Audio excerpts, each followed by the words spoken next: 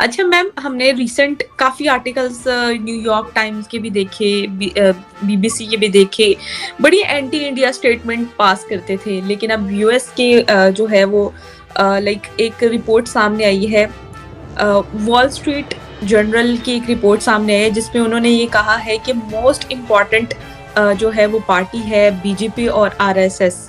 आप क्या समझती हैं कि बीजेपी पार्टी को इतनी इम्पोर्टेंस क्यों दी जा रही है? बीजेपी आरएसएस को वर्ल्ड वाइड इम्पोर्टेंस दी जा रही है, मतलब वो तो इंडिया में इन्फ्लुएंस रखते हैं ना, तो वर्ल्ड वाइड क्यों उनको इतना ज्यादा इनकरेज किया जा रहा है? क्या कहेंगी? सबसे पहले मैं जितने भी व्यूअर्स हैं आपके, मैं उनको ये समझा देना चाहती हूँ, ये बता देना चाहती हूँ कि आरएसएस और पाकिस्तान को ये जानना बहुत जरूरी है कि RSS is not a political party. RSS is a social organisation और बहुत ही रिनाउंड ऑर्गेनाइजेशन है जिसने हमेशा, आज से नहीं, आप गांधी जी के जमाने से अगर जाइएगा या नेताजी सुभाष चंद्र बोस के जमाने से देखिएगा, तो आरएसएस ने हमेशा विसल ब्लोअर, फिलैंथ्रोपिस्ट और सोशल एक्टिविस्ट का काम किया है, जिसने हमेशा विपद के समय में, मुश्किलों के समय में हर मतलब हम कास्ट और क्रीड को बिल्कुल नहीं देख करके आरएसएस ने उनका सपोर्ट किया है और उनको मदद दी है जिनको उनकी जरूरत पड़ी है। तो RSS is not a political party. RSS is an individual social organization which is very renowned in entire world।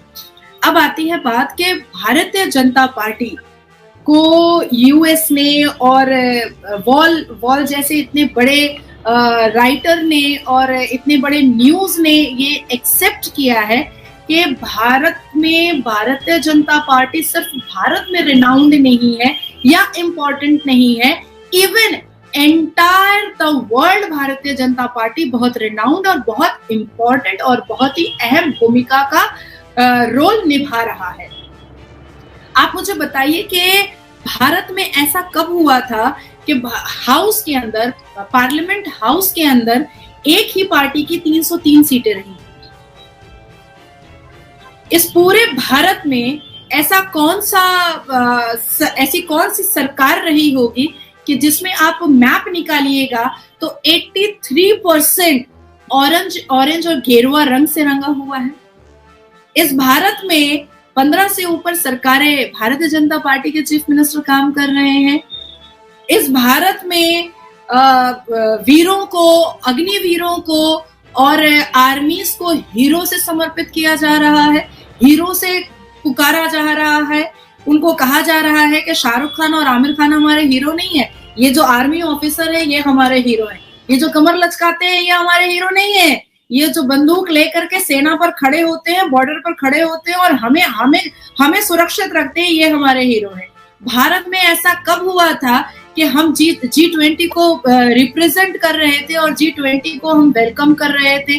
Bharat में ऐसा कब हुआ था कि जब भारत का प्रधानमंत्री यूनाइटेड स्टेट और लंदन और पेरिस और अमेरिका जाता होगा और वहां के जितने भी इंडियन जो यहाँ के रहते हैं और फॉरेनर्स भी वहां पर हनुमान चालीसा पढ़ रहे होंगे और भारत माता की जय बोल रहे होंगे और मोदी जी के, भारत के प्रधानमंत्री की स्पीच पर टॉर्च जला करके मोदी मोदी कर रहे होंगे? तो देखिए, भारत अपने किसी ऐसे ही एवं किसी वाहवाही पर नहीं आया है, भारत ने काम किया है। भारत अपने काम से जाना जा रहा है, भारत अपने कारनामों से जाना जा रहा है। भारत ने वो करके दिखाया है जो शायद पहले कभी भारत के किसी भी प्रधानमंत्री ने करके नहीं दिखाया था। भारत ने ये कहा कि अगर एक हाथ में कुरान है तो दूसरे हाथ में लैपटॉप दे दो ना भाई, दे दो, वोकल होने दो, अपनी आवाज खुद ऊंची करने दो मुसलमानों को। भारत ने कहा ना, भारत के प्रधानमंत्री ने कहा ना कि ना हम खाएंगे, घूसखोरी करेंगे और ना किसी को करने देंगे। देखिए, भारत आज एक ऐसी स्थान पर चला गया है, एक ऐसी जगह पर चला गया है जो इस पूरी दुनिया के लिए एक रोल मॉडल बन गया है। भारत की योजनाओं का जिक्र आज सिर्फ देश में नहीं हो रहा है, विदेशों में भी हो रहा है। भारत के अचीवमेंट्स का जिक्र सिर्फ भारत देश में नहीं हो रहा है, विदेशों में भी हो रहा है। क्या भारत से कोई एक ऐसा आदमी पाकिस्तान जाकर के अजमल कसब बनने की कोशिश किया? नहीं किया। भारत में उसामा बिन लादेन जैसा कोई टेररिस्ट को पनाह दिया गया? नहीं दिया गया। क्या भारत का कोई भी एक नेता मंत्री ये कहता है कि हमारे पास तो न्यूक्लियर बॉम्ब है, हम तो पाकिस्तान उड़ा देंगे? नहीं करते हैं। हम बहुत इंटेलेक्चुअल बात करते हैं, हम डेवलपमेंट पे बात करते हैं, हम इम्प्रूवमेंट पे बात करते हैं, हम बेटियों को पढ़ाने और बेटियों को बचाने की बात करते हैं, हम हर उस चीज पर बात करते हैं जिससे हमारा इकोनॉमिकल ग्राफ बढ़े। हम उन चीजों पे बात करते हैं जिससे सिर्फ हमारे देश में पीस और ट्रैंक्विलिटी ना हो, बल्कि पूरी दुनिया में पीस और ट्रैंक्विलिटी हो। ये पूरी दुनिया लॉ अबाइडिंग हो। इस पूरी दुनिया, ये पूरे ग्लोबल जो ग्लोब है, ये पूरी दुनिया पीसफुल रहे। ये हमारे परिवार का हिस्सा है। भारत इस धरती में एक देश है, लेकिन परिवार का हिस्सा तो हम है ना इस दुनिया के। तो हम तो पूरी दुनिया से दोस्ती करके चलने को तैयार है, और दुनिया हमें बहुत उत्साहित कर रही है, हमें बहुत अप्रिशिएट कर रही है, हमें बहुत प्रोवोकेशन दे रही है कि अच्छा काम हो रहा है और अच्छा काम कीजिए, हम आपके सपोर्ट में खड़े हैं। देखिए, एक वक्त था, शायद कुछ लोगों को बहुत बुरा लगेगा, एक वक्त था जब हमारे भारत में मौन व्रत की सरकार हुआ करती थी। एक वक्त था जब नेपोटिज्म की सरकार हुआ करती थी। पूरी की पूरी दल और पूरी की पूरी पार्टी जो है वो नेपोटिज्म पर चल रही होती थी। आज भी भारत के कई ऐसे स्टेट है जहां पर नेपोटिज्म चल रहा है। आप पश्चिम बंगाल देखिएगा तो चीफ मिनिस्टर जो है वो पीशिमा है, और मेंबर ऑफ पार्लियामेंट जो है वो उनका भतीजा है। जितने भी बड़े गवर्नमेंट नौकरी हैं वो चीफ मिनिस्टर, होम मिनिस्टर, तो फलाना, तो ढमाका, फलाना मंत्री, ढमाका मंत्री, सबके बेटा बेटी, चाचा भतीजा, मामू मौसा सबको मिल रहा है।